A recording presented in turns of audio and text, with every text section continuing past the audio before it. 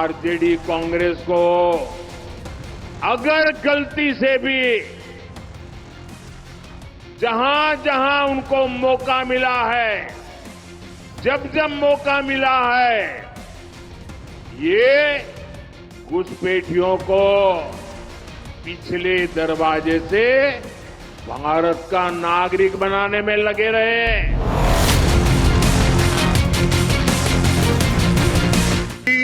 बुड़का में आया है और उसका वोट फर्जी हो रहा है, तो उसे देखने का, दिखाने का काम आंगनबाड़ी सेविका करेगी।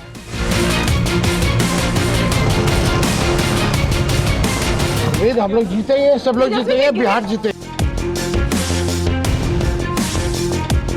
और जब गरीबों का राज था तो उसको कहते हैं ये लोग जंगल राज है। जंगल राज आज है।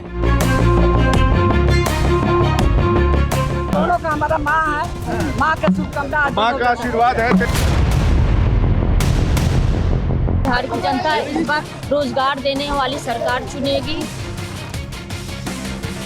जो भी लगता है आपको कि आपके भविष्य के लिए उनका नेतृत्व सही रहेगा, उनको आप चुनने का काम जरूर करें।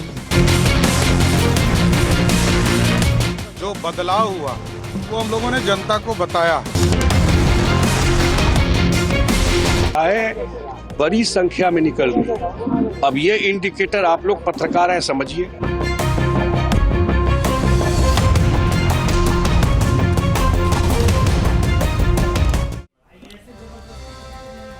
बिहार के चुनाव में एक बार फिर बुर्का और घुसपैठिए जैसे शब्द सामने आए हैं और इस बार प्रधानमंत्री ने कहा है कि घुसपैठियों को संरक्षण कांग्रेस और आरजेडी ने दिया है और आने वाले समय में वो सभी घुसपैठियों को हर कीमत पे देश से बाहर करेंगे।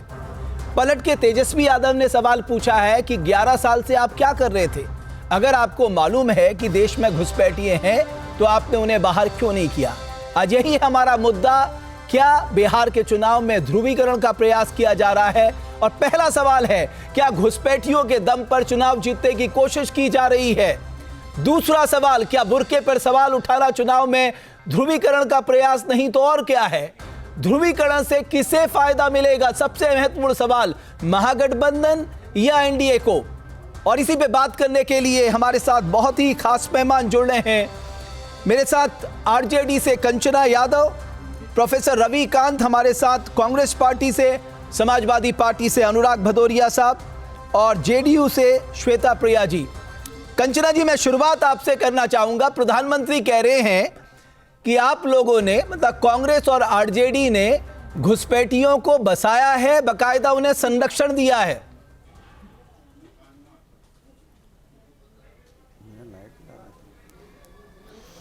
ये तो प्रधानमंत्री जी फिर गजब बात कह रहे हैं। बताइए, घुसपैठियों को हमने बसाया है और 20 साल से एनडीए की सरकार बिहार में है, 11 साल से केंद्र में सरकार है, लेकिन एक भी घुसपैठिए जो है प्रधानमंत्री जी पकड़ नहीं पाए। मेरी आवाज़ ही को कर रही है, थोड़ा सही कर दीजिएगा। एक भी घुसपैठिए, एसआईआर किस लिए करवाया इन्होंने? बताया घुसपैठियों का नंबर? एसआईआर किस लिए करवाया? घुसपैठिए मिल रहे थे ना इनको, बताया घुसपैठियों का नंबर। तो दो तरह, यहाँ पर दो मुद्दे हैं। एक वो मुद्दा है जो प्रधानमंत्री कह रहे हैं घुसपैठिए निकाल देंगे, कट्टा और कनपट्टी, मुजरा, मंगलसूत्र, इस तरह की बातें हैं। और दूसरी तरफ हमारी बातें हैं कि हम जब सरकार में आएंगे तो हम हर घर सरकारी नौकरी देंगे, हम जो कम्युनिटी मोबिलाइजर जो जीविका दीदी हैं उनको परमानेंट जो है उनका गवर्नमेंट एम्प्लॉय स्टेटस का दर्जा देंगे, 30,000 की उनकी सैलरी होगी। हम बात कर रहे हैं कि अति पिछड़ा जो है उसको 20% से 30% उसका जो नगर निगम है उसमें आरक्षण बढ़ाकर कर देंगे। तो हम तो पॉजिटिव बातें कर रहे हैं, हम तो फैक्ट्री खोलने की बात कर रहे हैं, हम बंद हुए चीनी मिल को ओपन करने की बात कर रहे हैं, हम नए नए विश्वविद्यालय खोलने की बात कर रहे हैं। प्रधानमंत्री जी करते रहे मंगलसूत्र, प्रधानमंत्री जी करते रहे कट्टा और कनपट्टी। देखते हैं कि जनता किसको चुनती है। अब बिहार की जनता को चुनने का समय आ गया है कि उनका भविष्य कट्टा और कनपट्टी में है जो मोदी जी कहते हैं, या उनका भविष्य उस हाथ में सुरक्षित है जो नौकरी की बात करता है, जो रोजगार की बात करता है, जो फैक्ट्री की बात करता है। तो कंचना जी, आप कह रही है कि घुसपैठिया और बुर्के जैसे मुद्दे जो हैं, इतना नहीं गिराए थे जितना मोदी जी ने गिरा दिया। घुसपैठिया और बुर्के जैसे जो मुद्दे हैं वो बिहार की राजनीति में जनता जनार्दन पे कोई असर नहीं डालने जा रहे। आपको पूरा विश्वास है इस बात का?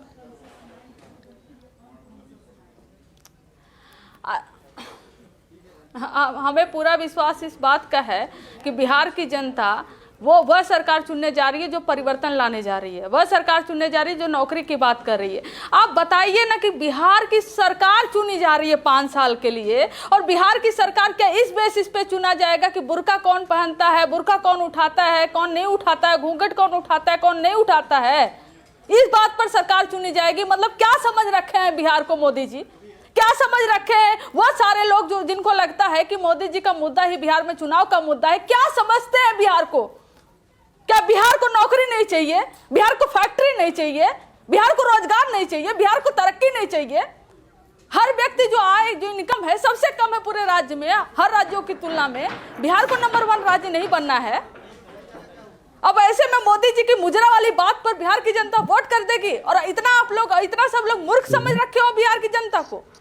आज ग्राउंड पे चले जाइए, जानते हैं क्या ये क्यों मुजरा की बात कर रहे हैं? क्योंकि ये जानते हैं कि बिलो द बेल्ट जब अपना स्टैंडर्ड ला देंगे ये अटैक करने का, बिलो द बेल्ट, तो क्या होगा कि इनका रोजगार का मुद्दा, इनका नौकरी का मुद्दा, इनका हॉस्पिटल का मुद्दा, ये सारे मुद्दे जो है ना वो खत्म हो जाएंगे। इसलिए मोदी जी, अभी तो पहला फेज हुआ है, अभी दूसरा फेज देखिएगा कि आज से सब लोग बताने लगेंगे कि पहले फेज में हम कितना आगे हैं, उसके बाद देखिएगा कि मोदी जी का। ठीक है श्वेता प्रिया जी, ऐसा क्यों हो रहा है प्रधानमंत्री कि कंचना जी कह रही हैं कि वो रोजगार पे चुनाव लड़ना चाहते हैं, इतना गिरेंगे, फैक्ट्री लगाने पे रोजगार लगाना चाहते हैं, वो विकास के मुद्दे पे दवाई कमाई सिंचाई इस पे लड़ना चाहते हैं, और यहां चर्चा हो रही घुसपैठिए की, यहां बात हो रही है बुर्के की, इससे किसका फायदा होगा? देखिए रमेश जी, फायदा तो विकास के मुद्दे पे होता है, इनकी बातों से नहीं। और ये जो घुसपैठी का मुद्दा शुरू भी हुआ है, इन लोगों को ऑब्जेक्शन था SIR से, तभी जाके शुरू हुआ है। और SIR एक प्रक्रिया है जो हर एक इलेक्शन से पहले होता ही है, जिसपे इन लोगों ने बोला कि बहुत के नाम काटे जा रहे हैं।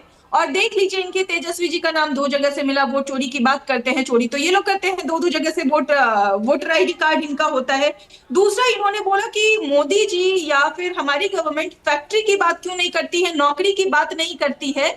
आप बताइए, ये बोल रहे हैं फैक्ट्री लगाएंगे, नौकरी देंगे, मतलब फ्यूचर टेंस में जो इनकी बातें होती है, कैसे देंगे ये तो फिक्स नहीं है। जब फैक्ट्री लगाना ही था तो आपने फैक्ट्री बंद क्यों किया था? 1990 से 2005 तक हमारे यहाँ 30 शुगर मिल्स हुआ करते थे।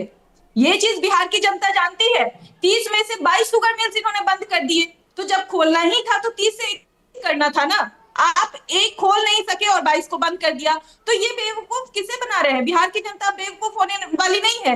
और जो शुगर मिल्स खोले जा रहे हैं, जो फैक्ट्रियां एस्टैब्लिश हो रही है, वो नीतीश जी के नेतृत्व में हो रही है। रीगा शुगर मिल्स जो इन्होंने बंद करवा दिया था वो अभी खुला है, जिसके बारे में बात कर रही है। ये हॉस्पिटल की बात कर रही है। बता देते हैं, इनके वक्त में मेडिकल कॉलेजेस 3 हुआ करते थे, आज करीब 13 मेडिकल कॉलेजेस हैं और 21 निर्माणाधीन है, निर्माण में है। 3 इनके वक्त में इंजीनियरिंग कॉलेजेस हुआ करते थे, आज 38 से ज्यादा इंजीनियरिंग कॉलेज है, जिसका कैपेसिटी 12,000 से ज्यादा का है। इनके वक्त में जितने इंजीनियरिंग कॉलेज थे, कुल कैपेसिटी उसका 800 हुआ करता था। ये किस विकास की बात कर रही है मुझे नहीं पता। आप इनसे पूछ लीजिए रोजगार कैसे लेकिन श्वेता जी मैं आता हूं, आपको कंचना जी जवाब दे रही है, 1 मिनट फिर मैं आता हूं। हाँ कंचना जी जवाब दे दीजिए। वो कह रही है कि आपके टाइम में, आपके टेन्योर में सब कुछ बंद हो गया था, चाहे वो शुगर मिल्स थी, जो थोड़ा बहुत फैक्ट्रियां भी थी वो भी बंद हो गई।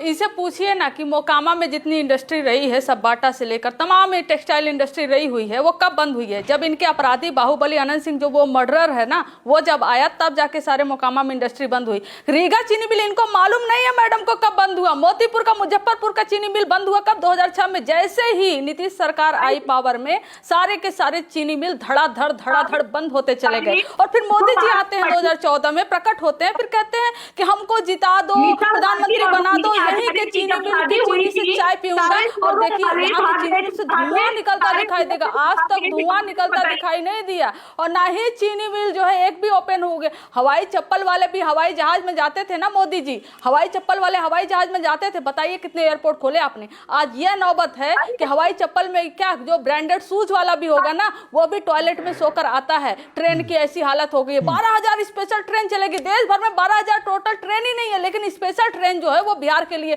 तो बिहार के साथ जो जुमला हुआ है, जो 2014 से 2005 से केंद्र में इनकी सरकार, फिर 2005 से नीतीश जी की सरकार ने जो जुमला बिहार के साथ किया है, उसी जुमले को ढकने के लिए, उसी 20 साल के जो अपने इनका विकास नहीं हुआ है कुछ भी, उसी को छुपाने के लिए चाहते हैं कि जो पूरा मुद्दा है ना, वो कभी चुनाव का जो मुद्दा है वो कभी रोजगार पर हो ही नहीं पाए, पलायन पर हो ही नहीं पाए, इंडस्ट्री पर हो ही नहीं पाए, क्योंकि फिर इनका तो पोल खुल जाएगा।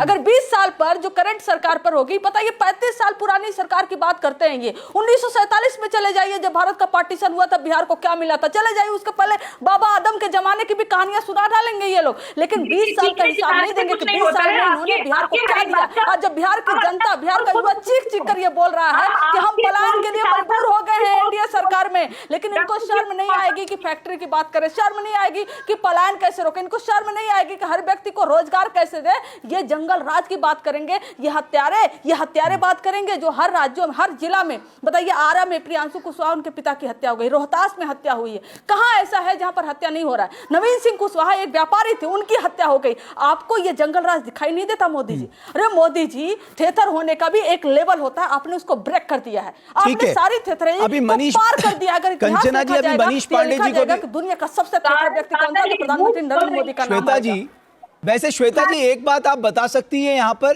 कि ये बात सही है, जो एसआईआर की प्रक्रिया हुई उसमें कहा गया वोटर शुद्धिकरण कितने घुसपैठिए आए, और आप थोड़ा बता सकती हैं हमारे दर्शकों के ज्ञानार्जन के लिहाज से कितने घुसपैठिए 2014 के बाद देश से बाहर किए गए हैं? देखिए रमेश जी, जो बिहार में हो रहा है और घुसपैठी का ये लोग मुद्दा उठा रहे हैं, ये सिर्फ इसलिए है क्योंकि ये एक बैकग्राउंड क्रिएट कर रहे हैं। चाहे वो राहुल जी हो, जो प्रेस कॉन्फ्रेंस करके लोगों में लोकतांत्रिक व्यवस्था के अगेंस्ट में एक नैरेटिव क्रिएट कर रहे हैं, जिनको अगर प्रॉब्लम है वो चोरी होने का, घुसपैठी किसी भी चीज का, वो इलेक्शन कमीशन के पास रिटन में कंप्लेंट क्यों नहीं करते हैं? एक न्यायिक अरे घुसपैठिया वो थोड़ा कह रहे, घुसपैठिया तो आपकी ओर से कहा जा रहा है। मैं आपसे एक बड़ा एक सामान्य ज्ञान के तौर पे आपके अंदर भी तो ये बात होगी कि साहब जब घुसपैठिए की चर्चा हो रही है तो कितने घुसपैठिए बिहार में मिले? चुनाव आयोग को इस एसआईआर प्रक्रिया में पता तो होना चाहिए। तो आप अगर इलेक्शन कमीशन की बात कर रहे हैं तो इलेक्शन कमीशन से पूछना होगा ना, जेडीयू के प्रवक्ता से थोड़ा ही पूछना होगा, क्योंकि ये तो होम मिनिस्ट्री के अंतर्गत आता है। हम तो ऑब्जेक्ट इनकी इस बात पे कर रहे हैं कि ये एसआईआर के अगेंस्ट में बोलते हैं, जो कि एक नॉर्मल प्रक्रिया है, हर एक इलेक्शन से पहले होता है। ये एक बैकग्राउंड क्रिएट कर रहे हैं घुसपैठी का। जो भी चीजें हैं जो ये लोग बोल रहे हैं, चाहे रोजगार का हो, अरे ये नहीं बोल रहे हैं, आपके गठबंधन के सहयोगी बोल रहे हैं। ये तो कह रहे हैं कि साहब हम शिक्षा की बात करेंगे, हम रोजगार की बात करेंगे, हम पलायन की बात करेंगे। बात ही करेंगे, बात ही तो करते रह गए 15 साल। जो ये रोजगार की बात और ये एलिगेशन लगा रहे हैं कि हमारे वक्त में रोजगार 70-80 लाख लोगों को अनुराग भदौरिया से, ठीक है श्वेता, दिखा रहे हैं, ये हम अपना पोल खोल रहे हैं। ओके अनुराग भदौरिया साहब, इसके पीछे तर्क दिया जा रहा है, जो तर्क मैं आपके सामने रख रहा हूँ, देश के गृह मंत्री का तर्क। एक में श्वेता जी आपसे बात हो गई है। अनुराग भदौरिया साहब, गृह मंत्री अमित शाह कह रहे हैं मुस्लिम जनसंख्या में 24.6% की बढ़ोतरी हुई है, जबकि हिंदुओं में 4.5% की गिरावट आई है, और इसका कारण लोअर फर्टिलिटी रेट नहीं है, इसका कारण घुसपैठ है। वो इसके पीछे तर्क दे रहे हैं। तो आपको हंसी तो आई होगी बहुत तेजी से एसआईआर हुआ था बिहार में, और घुसपैठिए निकाले गए थे। पता कितने निकले थे घुसपैठिए? आपको पता होगा 390। और वोट कटे कितने थे? करीब 60 लाख के करीब वोट कटे ना, है जहां तक बात सुनने में आई। और 390 घुसपैठिए निकले, जिसमें ज़्यादातर मिले नेपाली और करीब 80-85 मुस्लिम समुदाय के लोग थे। तो अब बताइए, घुसपैठिए, और दिन भर चिल्लाते रहे घुसपैठियों की वजह से सब गड़बड़ हो रहा है, घुसपैठिए आ गए। एक बात तो घुसपैठिए आ गए तो सरकार आपकी कैसे आ गए, ये जिम्मेदारी भी आपको लेनी पड़ेगी, क्योंकि बॉर्डर फोर्स आपके पास है। 20 साल से बिहार में सरकार आपकी है, बॉर्डर फोर्स आपकी है, घुसपैठिए आ कैसे गए? आ गए। और फिर उसके बाद जब एसआईआर हुआ तो जो आपको वोटर मिले वो 390, तो इसके मतलब आप झूठी हल्ला मचा रहे थे। दूसरी बात, इन्होंने कहा हॉस्पिटल बनाए। बिल्कुल आपने हॉस्पिटल बनाया, लेकिन हॉस्पिटल में जिस तरह से गोली चली वो तो आपके सरकार में चली ना। हॉस्पिटल भी आपने नहीं बनाया, पारस हॉस्पिटल बहुत पहले से बना हुआ है, और गोली लेकिन आपकी सरकार में जरूर हॉस्पिटल में चली, धनाधन चली। देखते देखते किस तरह से हत्या हो गई, ये बात तो सही है, तो उपलब्धि आपकी है ही। चुनाव आयोग पार्टी ने गलत दस्तावेज पेश किए हैं तो चुनाव आयोग की जिम्मेदारी बनती है उसको गलत साबित करना, उनको बोलना ये गलत है और इस पे आके प्रेस कॉन्फ्रेंस करना चाहिए और बताना चाहिए गलत है। अगर आप गलत नहीं साबित करने की बात करते हो, अगर किसी पे आरोप लगता है और उसको गलत साबित नहीं कर सकता है तो उसको लोग सच ही मानेंगे ना। इसलिए चुनाव आयोग की बड़ी जिम्मेदारी बनती है, क्योंकि लोकतंत्र की बात है, लोकतंत्र बचाने की जिम्मेदारी चुनाव आयोग की भी है और इस देश की सरकार की भी है और हम सब की है। तो विपक्ष तो अपनी लोकतंत्र बचाने के लिए पूरा काम कर रहा है, जो विपक्ष को करना चाहिए, कहीं गलत दिखाई देता है तो विपक्ष उसकी आवाज उठा रहा है। अगर सत्ता पक्ष को या चुनाव आयोग को लग रहा है ये गलत है तो उनको उसके ऊपर इंक्वायरी करनी चाहिए और कहना चाहिए गलत है। बिल्कुल तो प्रोफेसर, ठीक है, अनुराग साहब आपकी बात मैंने सुन ली है। दूसरी बात, प्रोफेसर बिहार में चुनाव चल रहा है, सुनिए हाँ, अरे अभी तो आपने पूरी बात कह ही ली साहब। सुनिए अभी बात 10 सेकेंड और प्लीज, 10 सेकेंड और। बिहार में जिस तरह से चुनाव हो रहा है, चुनाव के दौरान मोकामा में, सीवान में लगातार जिस तरह से हत्याएं हुई और जिस तरह से वहां पे देखा गया कि किस तरह से जंगल राज चल रहा है, तो यह साबित हो गया कि 20 साल से बिहार में जंगल राज चल रहा था। अब जाके साबित हुआ है, लल्लन सिंह कह रहे हैं अनंत बाबू अब जेल में है, ये जिम्मेदारी हम सब की है कि सभी लोग अनंत बाबू बन जाओ, मतलब सभी लोग गुंडे बन जाएं, चुट्टे बन जाएं सभी लोग, ये आप चाह रहे हैं। और कह रहे हैं कि नहीं, कुछ लोगों को अंदर ही बंद रहने देना, बाहर नहीं निकलने देना, और निकलने देना तो साथ लेके जाना, साथ लेके आना, मतलब वोट डालने से भी रोकना चाह रहे हो आप।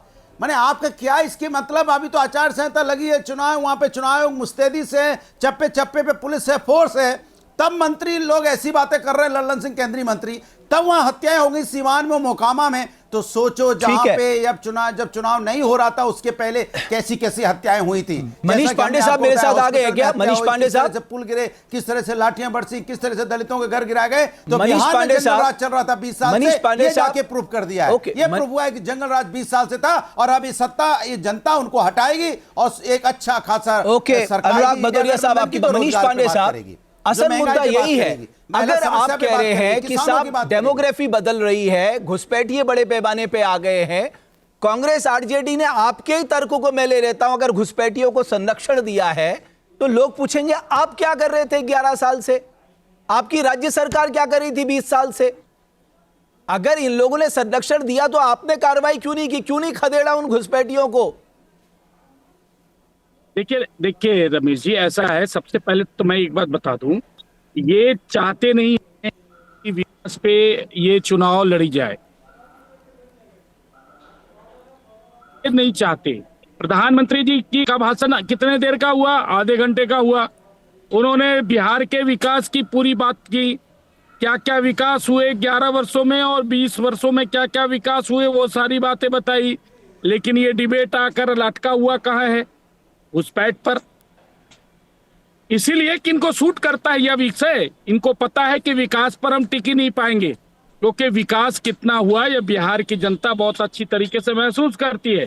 अब रही बात घुसपैठ की, इसको यह मुद्दा बनाना चाहते हैं। आप कह रहे हैं कि आप विकास पे लड़ना चाह रहे हैं, मतलब आप चुनाव विकास पे लड़ना चाहते हैं, विपक्ष कह रहा है घुसपैठिया। अरे घुसपैठिया शब्द तो आपने इस्तेमाल किया, बुर्के की बात आप लेके आए, डेमोग्राफी बदल रही है, ये आपकी चिंता है।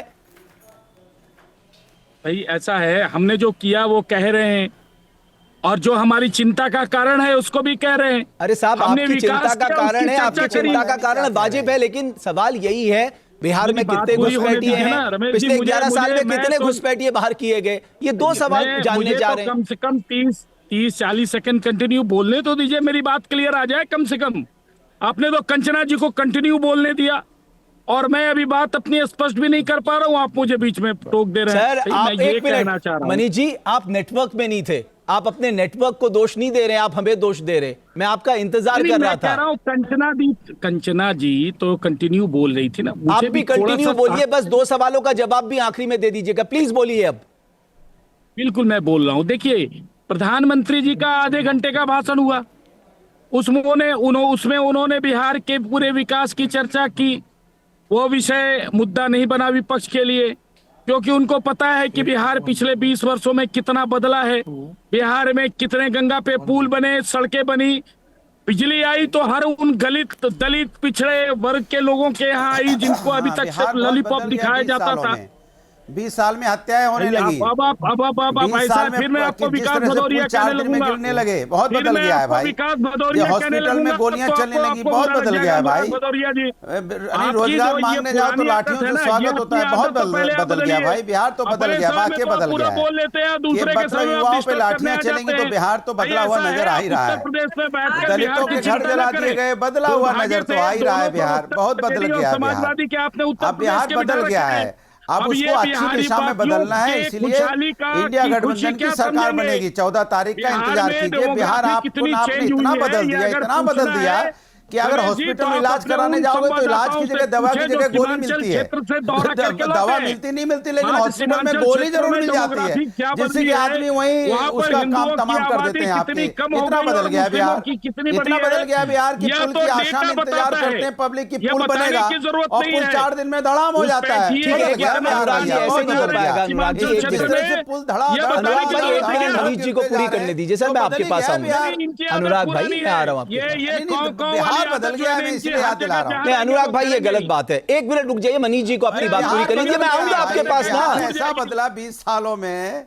अरे अनुराग जी की वो एक कहावत है ना कि अपनी आदत नहीं सुधरती, बिहार इन्होंने ऐसा बदल दिया, जंगल राज कर दिया बिहार में। करप्शन का भाई वो तो बिहार वासियों को छोड़ दीजिए, आप उत्तर प्रदेश की चिंता करें। लूटमार चोरी बेहतर होगा आप और कंचना जी दोनों उत्तर प्रदेश से आते हैं, अन्याय हो रहा है लोगों के साथ, आप दोनों उत्तर प्रदेश की चिंता करें।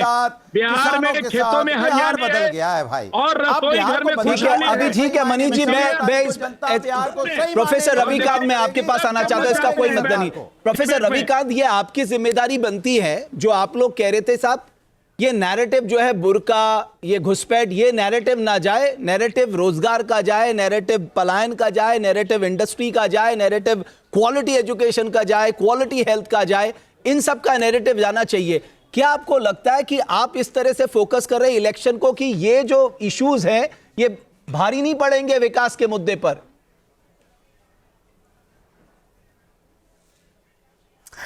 देखिए रमेश जी, आप बहुत वरिष्ठ पत्रकार हैं, जरा आप ही मुझे बता दीजिए कि लोकतंत्र और किसी भी राष्ट्र के लिए कौन से मुद्दे होने चाहिए।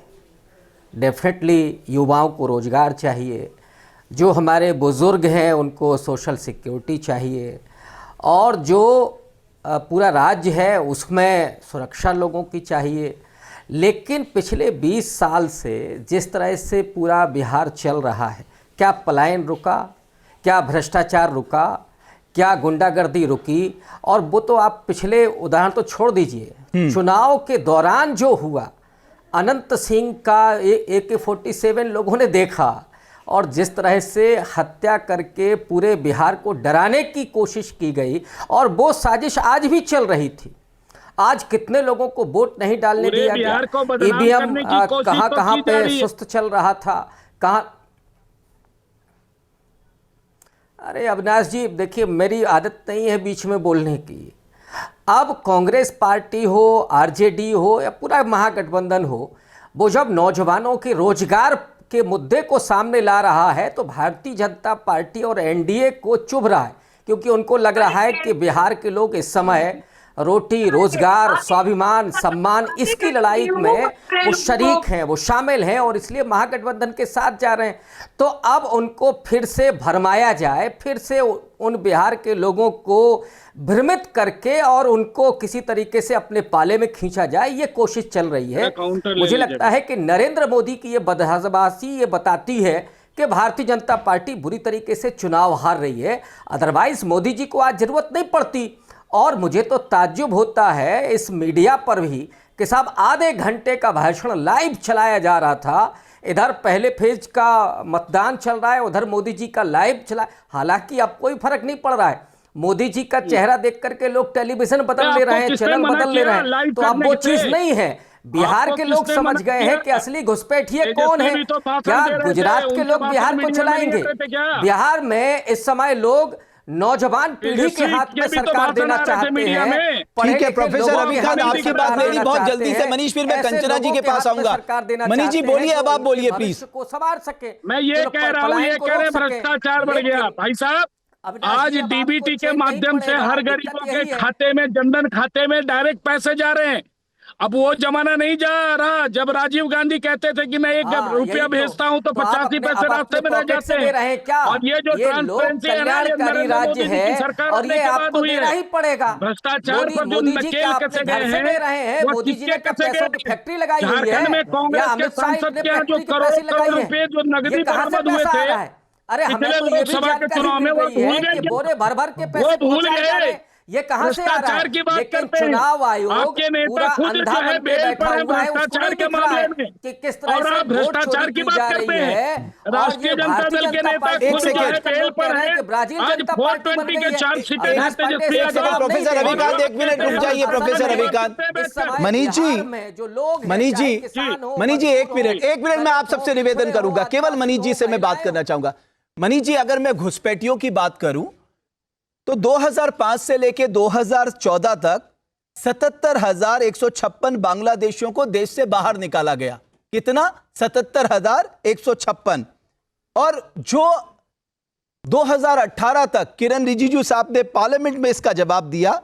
2014 में आपने 989 लोगों को बाहर किया, 2015 में आपने 474 को, 2016 में 308 को, मतलब कुल मिलाकर 1,822 लोगों को बाहर किया आपने। तो अब इसको हम क्या माने साहब कि एक्शन किसने लिया? अगर घुसपैठिए में एक्शन लिया, आंकड़े तो ये बता रहे यूपीए ने एक्शन लिया है। भाई साहब, बात वो नहीं है। तो बात क्या है फिर? समझिए, मैं बता रहा हूं आपको ना, ये जो सरकार की पूरी देश के अंदर जो कोशिश रही है, सबसे पहले सीमा को सुरक्षित करने की, थोड़ी सी उस पर भी चर्चा कर लीजिए। आज जम्मू कश्मीर के अंदर जो रोहिंग्या पत्थरबाजी का काम किया करते थे सीआरपीएफ के जवानों पर, आज वो दिखते हैं क्या?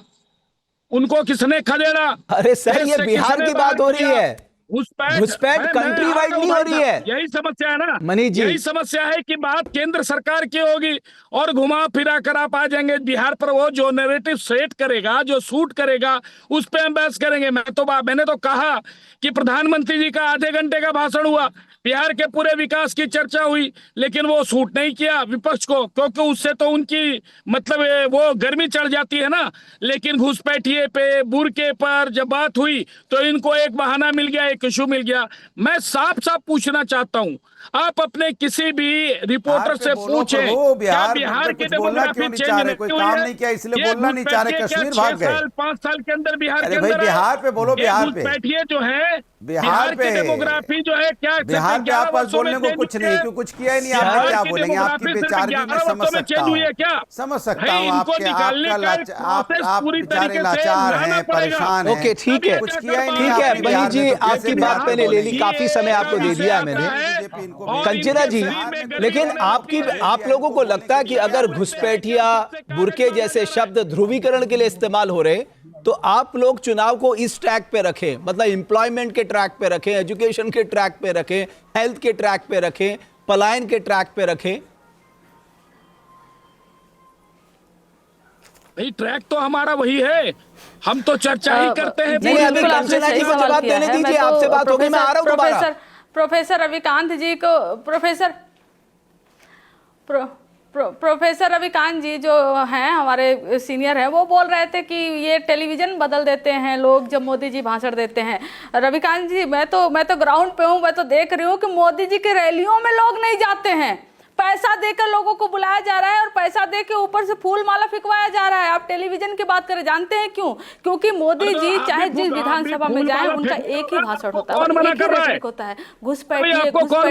ये तो इलेक्शन कमीशन ऑफ इंडिया जो कहता था कि घुसपैठिए पकड़ के लेकर आएंगे, जो लोग जिनका घर नहीं होता उनका घर नंबर हाउस नंबर 0 होता है, तो हाउस नंबर 0 जिनका होता है, जो पुल के नीचे रहते हैं, सड़क पर रहते हैं, तो क्या इलेक्शन कमीशन और बीएलओ वहां पर जाकर पुल के नीचे झांक कर सबका डॉक्यूमेंट मांगा था? अरे भैया, आप पुल के नीचे रहते हैं, आप अपना डॉक्यूमेंट दे दीजिए, आपका एसआईआर में नाम ऐड करवाना है। और ऐसे बहुत सारे वोटर्स आज मिले हैं जो पहले वोट करते थे, जो दलित समाज से आते हैं, जो पिछड़े समाज से आते हैं, उनका वोटर लिस्ट में नाम नहीं था, उनका वोटर लिस्ट से नाम कटा हुआ था। कई सारे वीडियो तो मैंने अपने सोशल मीडिया पर शेयर किया हुआ है, ग्राउंड से वीडियो लेकर मैंने सोशल मीडिया पर शेयर किया हुआ है। और यही है एसआईआर का असली रिजल्ट। घुसपैठिया तो इन्होंने 0 लाया, घुसपैठिया तो इन्होंने एक भी नहीं बताया, लेकिन घुसपैठियों का मुद्दा क्यों बनाया? ताकि बिहार की जनता को गुमराह करते रहे। नहीं, लेकिन मैं आपको एक बात बता दूं कंचना जी, ये 1998 से मैनिफेस्टो में भी इस्तेमाल हुआ है घुसपैठिया निकालना। ब्राजील से मॉडल लाकर, ब्राजील से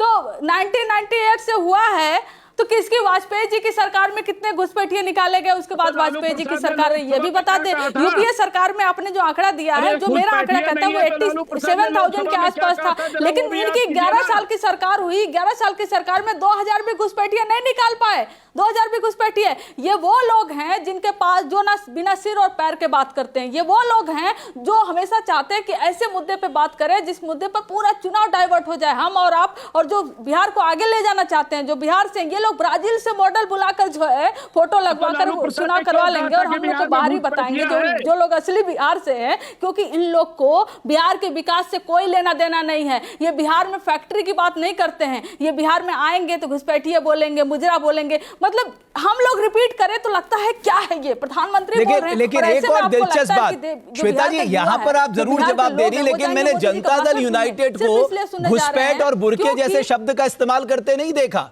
जेडीयू का कोई बड़ा नेता इस तरह की बात नहीं कर रहा, ऐसा क्यों? देखिए, ये अगर आप ऐसी बातें करते हैं घुसपैठी का या जो भी चीज एसआईआर का, बेसिकली ये स्टार्ट जो हुआ है नैरेटिव, वो एसआईआर की वजह से जिसको इन लोगों ने अपोज किया है। अब वो उसका रीजन एसआईआर होने का, इनफैक्ट इंटेंसिव रिव्यू होने का, क्योंकि समरी रिव्यू हमेशा ही होता था, ये इंटेंसिव रिव्यू होने का रीजन ही ये था कि वहां पे जितने लोग हैं, समझिए 100% लोग हैं और 107% आधार कार्ड है। अब बताइए, वैसे जगह पे इंटेंसिव स्पेसिफिक रिव्यू होना चाहिए या नहीं होना चाहिए? इस वजह से ये मुद्दा आया। दूसरा, ये जो बात कर रही हैं अभी कंचना जी बिहार के विकास के बारे में, मैंने पहले भी बोला है, जितने विकास हुए हैं ना, आप वहां पे रहने वाले लोगों से पूछो, जिन्होंने पहले देखा हुआ है उनसे पूछो, आप वहां की नहीं है तो सिर्फ हम नौकरी दे देंगे करके ऐसी बातें करके आप लोगों को बड़गला नहीं सकते हैं, क्योंकि क्या था बिहार में और क्या है बिहार में आप वहां के लोगों से जानिए, धरातल पे जानिए। जिस विकास की आप बात करती हैं, शिक्षा के बारे में हम आपको बता देते हैं, आज प्राथमिक शिक्षा में 95% एडमिशन हो रहा है। आगे जाके ड्रॉप आउट ना हो, जिसके लिए साइकिल योजना चलाया गया, पोशाक योजना चलाया गया। ना सिर्फ इतना ही, बच्चे स्किल्ड हो, सेल्फ सफिशिएंट हो, उनको स्टूडेंट क्रेडिट कार्ड दिया जाता है, जिसमें 4 लाख तक का अमाउंट वो अवेल कर सकते हैं, यूज कर सकते हैं अपने हायर स्टडीज के लिए। अगर उनके पास हुआ फ्यूचर में तो वो लौटाए, ना हो तो उसके लिए भी कोई बाउंडेशन नहीं है। ये नीतीश जी का एक पिता की तरह पूरे बिहार को अपना परिवार माना है, ना कि इन लोगों की तरह परिवारवादी रहे हैं। दूसरा, ये लोग जंगल राज की बात करते हैं। ये जो छिटपुट जो घटना हो रहा है अभी, मुझे तो ये लगता है, नहीं, ये छुटपुट घटना कैसे हो गया श्वेता प्रिया जी? किसी की हत्या हो जाना छुटपुट घटना है? छिटपुट बोलते हो, हत्या हो जाने को छिटपुट घटना है। कमाल की बात कर रहे हैं, हत्या हो गई, गोली मार दी गई, सर काट दिया गया, सर कलम कर दिया गया, एक तरह से उसको इस तरह से क्या बात कर रहे हैं आप? सर कटना को ऐसे नहीं पता लगेगा। एक मिनट, सब लोग बोलेंगे नहीं पता लगेगा। एक मिनट जी, मुझे थोड़ा समय दीजिए, मैं आ रहा हूँ सर। मनीष जी, आपको मैं पूरा समय दूंगा, बस 1 मिनट रुक जाइए। मनीष सर, 1 मिनट रुक जाइए, मैं आ रहा हूँ आपके पास। हाँ श्वेता जी, ये छुटपुट घटना कह रही हैं आप? पहला इंसिडेंट नहीं है, ये लोग अपने कार्यकर्ता को, मुझे ऐसा लगता है कि बलि चढ़ाया गया है, बाकी तो अच्छा ठीक है। श्वेता जी, एक और बात बताइए, ललन सिंह अगर जब मोकामा जाते हैं, मैं भी ललन सिंह जो कहते हैं वो ठीक कहते हैं? नहीं, ऐसे नहीं, मैं भी अनंत सिंह, माफ कीजिएगा, मैं भी अनंत सिंह। नहीं, हम किसी के ऐसे स्टेटमेंट को, मतलब मेरी तरफ से हम उसकी निंदा ही करते हैं। हम इनकी बातों का, जो भी घटनाएं होती हैं, उसको ये बोलते हैं कि सरकार की तरफ से हो रहा है। सरकार की तरफ से होता, बताइए तो इन लोगों के वक्त में संरक्षण मिलता था, राजनीतिक संरक्षण। अब बताइए, अगर सरकार की तरफ से होता तो एफआईआर होता, अरेस्ट होता क्या, जो इन लोगों के वक्त में नहीं होता था। कंचना जी ने भी एक बात बोली, एयरपोर्ट की बात क्यों नहीं करते? हम बात नहीं करते हैं, हमने एयरपोर्ट वहां बना दिए, वहां पे अभी 4 एयरपोर्ट बन चुके हैं, 2-3 डिफेंस से रिलेटेड एयरपोर्ट बन रहे हैं।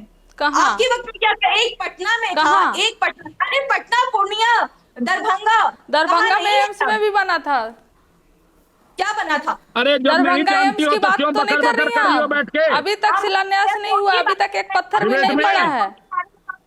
के बारे में आपने बात किया था। अरे भाई mind your language, mind your language brother, mind your language. पता नहीं है कंचना जी क्या हुआ था दरभंगा में और क्या हुआ है पटना में और क्या हुआ है देवघर में। अगले 5 सालों में बिहार ऊपर के 10 अग्रिम राज्यों में से एक होगा, ये भी वादा है मेरा। मनीष जी क्योंकि थोड़ा अच्छे शब्दों का इस्तेमाल करिए प्लीज। थोड़ा जो है इज्जत से, है ना, थोड़ा बहुत मर्यादित तरीके से बात कर सकते हैं अपन। नहीं, इन्होंने क्या कहा पता है? आपने उस पर तो नोटिस नहीं लिया। इन्होंने कहा बेशर्म, और क्या कहा प्रधानमंत्री जी के बारे में? अभी प्रधानमंत्री जी के बारे में क्या कहा? बलात्कारी और हत्यारा। थेथर कहा भाई, हत्या हो जाए और प्रधानमंत्री जी को दिखाई न दे। प्रधानमंत्री जो है, प्रधानमंत्री के पद पर बैठकर आज तक आपने किसी प्रधानमंत्री को सुना है ऐसी भाषा बोलते हुए? मैं अटल बिहारी वाजपेयी जी का उदाहरण दे देती हूँ। मैं बीजेपी के ही प्रधानमंत्री की लैंग्वेज बता देती हूँ। अटल बिहारी वाजपेयी जी को सुना है आपने? अटल बिहारी वाजपेयी जी की भाषा ऐसी सुनी है? बिहार के लोग छोड़ो, या आपने सुषमा स्वराज जी की भाषा ऐसी सुनी है? आपने किसी भी लीडर, मान लीजिए छोड़ दीजिए किसी और का, आप मनमोहन सिंह जी और नेहरू जी की तुलना छोड़ दीजिए, कभी अटल बिहारी वाजपेयी जी की भाषा अपने प्रधानमंत्री की सुनी और मोदी जी की सुनी है आपने? आप दूसरे को भाषा का ज्ञान मत दीजिए। आपने जो टीवी डिबेटों में जो भाषा का इस्तेमाल किया ना, उसको आप कभी सुन लिया पब्लिक देख रही होगी हुजूर। आपको अपना आत्मज्ञान की जरूरत है, दूसरे को ज्ञान देने की जरूरत नहीं है। पब्लिक देख रही होगी, कट्टा और कनपट्टी वाले प्रधानमंत्री को भी देख रही होगी, गुजरा वाले, मंगलसूत्र वाले, सब देख रही होगी। पटना में हुए कितना साल हुआ? अनुराग भदौरिया जी और कंचना यादव जी आपको। अरे प्रभु सुनो, यही तो प्रॉब्लम है भैया आपकी। भैया सुनो ना, हम जगह लोकेशन भेज देते हैं। हम पटना छोड़ दो, हम एक गाँव में रहते हैं। पटना फिर भी कैपिटल है, पटना कैपिटल है। और सुनो, अभी जमुई के कोऑपरेटिव बैंक वाले जो है ना, कोऑपरेटिव बैंक वाला जमुई का जो स्थान है ना, वहां पर मिलूंगी, आ जाना। समझे? बाहर से बैठकर बोल देने से, गाली दे देने से कुछ नहीं होता है। जितना हम लोग ग्राउंड पे रहते हैं, जो देख रहे हैं ना, इसलिए तो बौखलाए हुए हो, क्योंकि ग्राउंड की हकीकत बता रहे हैं आप लोग को हम। मोदी जी की भाषा सुनने कोई नहीं आ रहा, प्रधानमंत्री की भाषा कोई सुनने नहीं आ रहा है। एक समय था, ये देखिए, अब देखिए, आप बिहार की सड़कों पे घुमा रहे हैं, अभी पटना घुमा रहे थे। दरअसल क्या है कि इनके पास कोई मुद्दा नहीं है। रमेश भट्ट जी, दरअसल बीजेपी के पास कोई मुद्दा नहीं है। दरअसल बीजेपी जो है वो अभी इस स्तर पर उतर रही है कि मैं उसके साथ इस स्तर पर उलझ जाऊं, मुद्दों की बात नहीं हो पाई। यही मोदी जी कर रहे हैं, यही उनके प्रवक्ता कर रहे हैं। इसलिए धन्यवाद, मुझे निकलना है, बहुत बहुत शुक्रिया। ठीक है, और कोई ठीक है कंचना जी, बहुत धन्यवाद आपका जुड़ने के लिए। मुद्दा नहीं दिखा। मनीष भाई बोलिए, अब आप बोलिए, फिर मैं अनुराग जी के पास आऊंगा। इस बार आरजेडी का नाम लिए थे। मैं कह रहा था, सुन लीजिए, मैं कह रहा था कि ये वही तेजस्वी यादव है जिनके ऊपर 420 का चार्जशीट लगा हुआ है, उनके पिताजी सजा याफ्ता है। लेकिन यह विषय यहाँ का नहीं है। विषय तब बन जाता है रमेश जी, जब ये कहते हैं कि हम जो है वह हर घर को सरकारी नौकरी दे देंगे। ये कहते हैं कि अब तो माई बहन मान योजना लागू करेंगे, लेकिन उसको 30,000 कर देंगे। कोई मर्यादा है? कोई बजट है? कोई सिस्टम है? नहीं है। क्यों नहीं है? अरे आपने 10,000 दे दिया, वो भी 30,000 दे देंगे। जैसे आपने 10,000 दे दिया। अरे हम तो, ऐसा है रमेश जी, ऐसा है, जो बच्चियां 2005, 6, 7 में स्कूलों में साइकिल और पोशाक योजना का लाभ ले रही थी ना रमेश जी, आज वो बच्चियां मां बन गई हैं। अब उनको 10,000 रुपए का लाभ भी मिलने लगा है, और आने वाले समय में 2 लाख रुपए का लाभ भी मिलेगा। यही तो हमारी यूएसपी है। तो आप 2 लाख रुपए कहां से देंगे? अगर आप कह रहे हैं ये 30,000 नहीं दे सकते, आप 2 लाख कहां से देंगे? आप थोड़ा आसमान से लाएंगे, आपके पास भी तो वही बजट है। रोजगार के लिए दे रहे हैं हम, तो उस समूह को दे रहे हैं 2 लाख रुपए रोजगार के लिए दे रहे हैं। किन महिलाओं को देंगे? जो महिला 10,000 का सदुपयोग करने वाली है आने वाले समय में, जिन्होंने रोजगार शुरू किया। आपने तो कई वीडियो विजुअल्स देखे होंगे उन महिलाओं के, जिन्होंने सिलाई मशीन खरीदे हैं, जिन्होंने छोटे छोटे परचून के दुकान खोले हैं। ऐसी महिलाओं को, जो कामगार महिला है, जो उस 10,000 रुपए का सदुपयोग कर रही है, हम उनको 2 लाख रुपए का मदद देने वाले हैं। और जो जीविका दीदी को आप मदद कर रहे हैं, वो कह रहे हैं हम जीविका दीदी को सरकारी नौकरी में कर देंगे, कंफर्म कर देंगे। अरे यही देखिए, यही बात है। मैं तो आसमान से तारे उतार कर ले आऊंगा, मैं तो हर गलियों में रेलवे लाइन बिछा दूंगा। अरे भाई, कहने में क्या जाता है, चुनाव है, कह दो कुछ भी कहना है, तो पूरा जब होगा तो जीतेंगे तब तो पूरा करेंगे ना। देखिए, एक वीडियो आया था रमेश जी, आप लोगों को चलाना चाहिए, आप लोग नहीं चलाते हैं, पता नहीं, मुझे आप लोगों से शिकायत है। जब तेजस्वी यादव 17 महीने के मुख्यमंत्री, उप मुख्यमंत्री बने थे, पत्रकारों ने उनसे पूछा था कि आपने वादा किया था पहली कैबिनेट में पहले कलम से 10 लाख नौकरी देने का, क्या आप देंगे? तो तेजस्वी यादव का क्या डायलॉग था पता है? उन्होंने कहा था, वो तो मैंने मुख्यमंत्री बनने पर कहा था, अभी तो मैं उप मुख्यमंत्री हूं, जब मैं मुख्यमंत्री बन जाऊंगा तब दूंगा। तो और जब सरकार से हटे तो वो तो कहते हैं ना, मैंने 5 लाख सरकारी नौकरियां दी और 3 लाख प्रक्रियाधीन करके गया। अरे भाई, जिस व्यक्ति ने शुरू में कहा कि मैं कर ही नहीं सकता इसलिए कि मैं मुख्यमंत्री नहीं हूं, उप मुख्यमंत्री हूं, अब वही व्यक्ति बाद में क्रेडिट लेना चाहता है, तो इससे स्पष्ट पता चलता है कि उस व्यक्ति पर ना सिर्फ 420 के चार्जशीटेड हैं, बल्कि वो व्यक्ति वास्तव में 420 है, इसलिए हमेशा झूठ बोलता है। अनुराग जी, 1 मिनट, मनीष जी बहुत टाइम ले लिया आपने। अनुराग जी, लेकिन आपको लगता है कि अगर इस तरह की बात की जा रही है, चाहे वो घुसपैठिए की हो, चाहे वो बुर्के की हो, ये बहुत सोची समझी रणनीति के तहत की जाती है?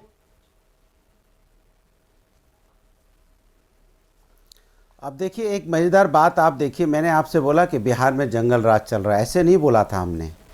तो आपने देखा इनकी यूएसपी क्या है, अभी कह रहे थे ये बीजेपी की यूएसपी है।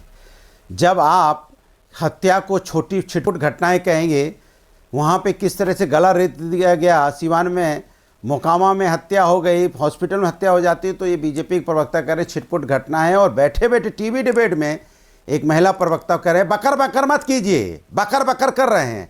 ये सोचिए, ये महिलाओं के प्रति सम्मान है। जब ये हालत टीवी डिबेट में है, ये हालत चुनाव के समय इन्होंने कर रखा है कि लोगों की हत्या हो जा रही है, महिलाओं का अपमान टीवी डिबेट में कर रहे हैं, तो आप समझिए कि जंगल राज बिहार में इनके समय में चल रहा है। और ये अगर ये पैसे तो आ नहीं रहे हैं, ये सत्ता से बाहर है वहाँ पे, अगर इनकी सत्ता कैसी खतरनाक वहाँ पे होगी इसका अंदाज़ा लगा सकते हैं। महिलाओं का कतई सम्मान नहीं करते होंगे, सोचिए आप। दूसरी बात इन्होंने बोली कि तेजस्वी यादव ने बोला कि मुख्यमंत्री बनेंगे तो हम 10 लाख रोजगार देंगे।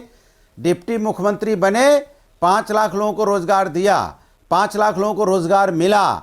ये होता है नेता की क्रेडिबिलिटी कि हम डिप्टी सीएम बने, हमने 5 लाख रोजगार दिया। उसके बाद वो जब से डिप्टी सीएम से, लेकिन अनुराग जी, मुझे यहाँ पर आपसे एक बात करनी है। अनुराग जी, आज तक अनुराग जी, आप एक बात बताइए, कोई भी प्रदेश का डिप्टी चीफ मिनिस्टर बिना चीफ मिनिस्टर के आशीर्वाद के या उसके गो अहेड के नौकरी दे सकता है?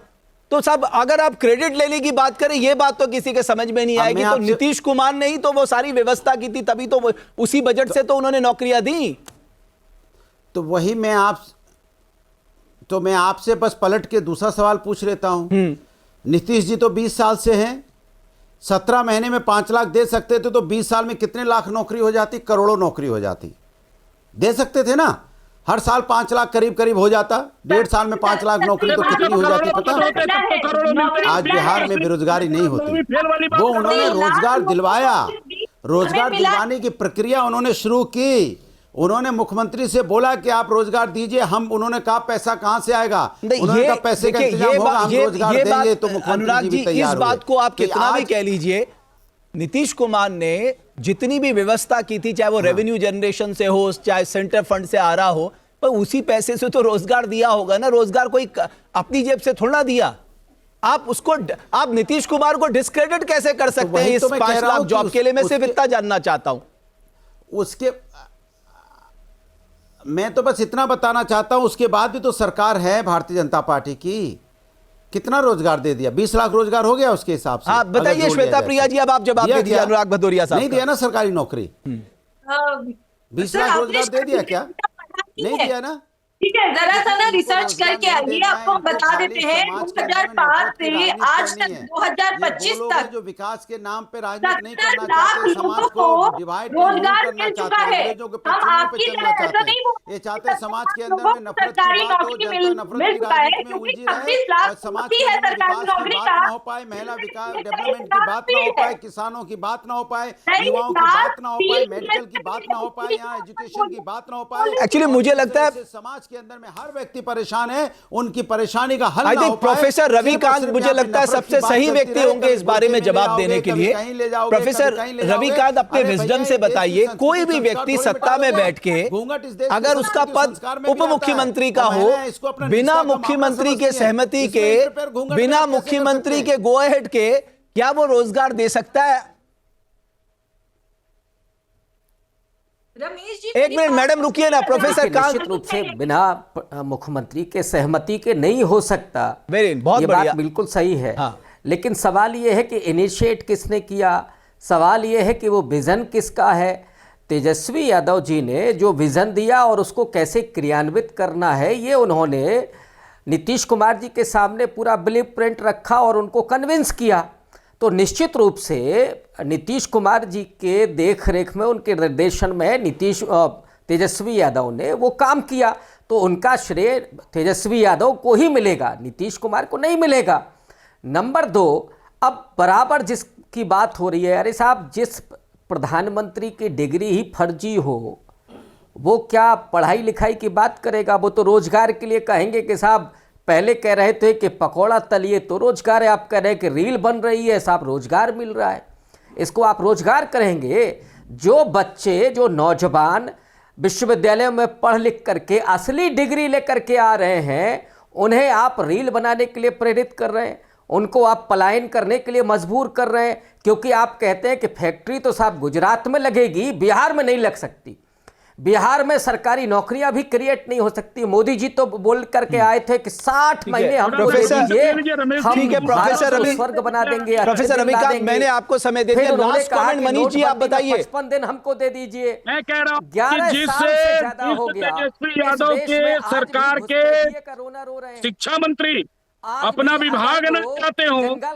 अपने विभाग न चाहते हो, वो उनके एक भी सिग्नेचर विभाग के उपस्थित न हो, उनको मनीष पांडे जरा आप बोलिए, मनीष जी बोलिए, प्लीज बोलिए। रमेश जी, मैं कह रहा हूँ कि ये शिक्षा विभाग में नौकरी की बात करते हैं। एक तो हम लोगों ने 2020 के चुनाव में हम लोगों ने 19 लाख नौकरी देने का वादा किया था, जब हम एनडीए में साथ साथ थे नीतीश जी के।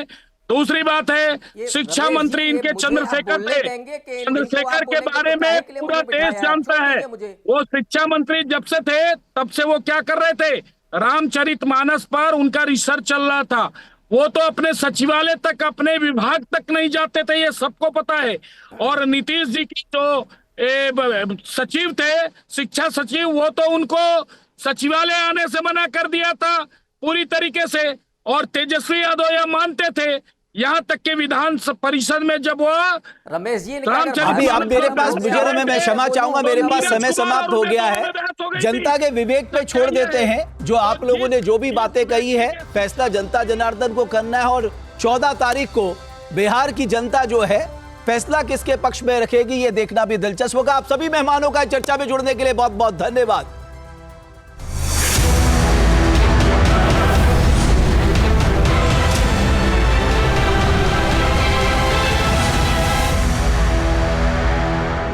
जहाँ भक्ति है हर शब्द में, कथाओं में छुपे हैं दिव्य रहस्य और ज्योतिष देता है जीवन को दिशा। धर्म से जुड़ी हर बातों को जानने के लिए हमारे चैनल स्तुति को सब्सक्राइब करें।